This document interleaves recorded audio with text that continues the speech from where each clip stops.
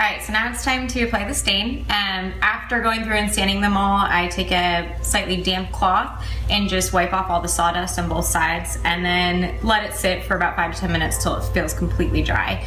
And then go ahead and do the stain. So we're using a foam brush and then this Minwax wood stain, and we're doing ebony because we want it to go dark. And what we do, the reason we're using the foam brush is because it really collects a lot of stain, and what we've discovered on the first round is it was really hard with a cloth to get into these edges and really get them all covered in these cracks here. So when we use the foam brush, so you can see it has a lot of extra stain, which kind of fills in all those areas in the crack that you can't get down into with just a cloth.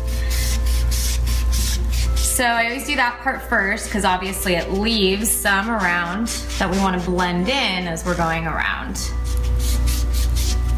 And then you want to make sure that when you do the frames, you start in the middle and go out, because as I said, the foam brush really does collect a lot of extra stain. So if you start on an edge, you'll end up getting some of the stain running down the side right there, and you don't want that. So just start in the middle, take it out. And you just want to get a nice even coat. Don't worry about making it super thin because you will come back around to even it out.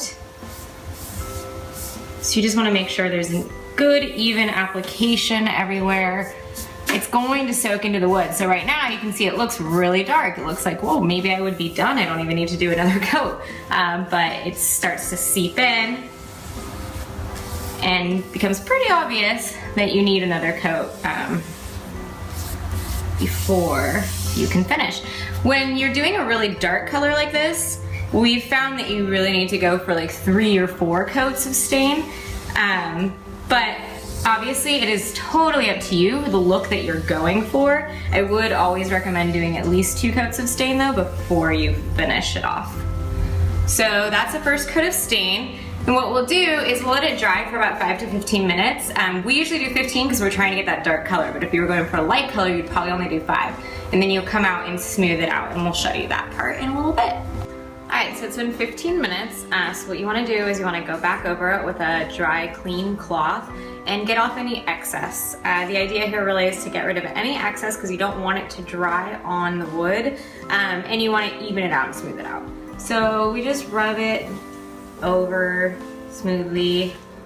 You'll end up getting a lot less excess coming off on the first coat than you will in subsequent coats. It's pretty simple. Follow the grain of the wood as always, both when applying the stain and when you're smoothing it out. And you just want to try to keep the pressure even. You could see there I had too much pressure under one of my fingers and it kind of left a dot, so you just want to go back and smooth it out, make sure it looks even. There's no excess stain on there because you will be able to tell when it all dries.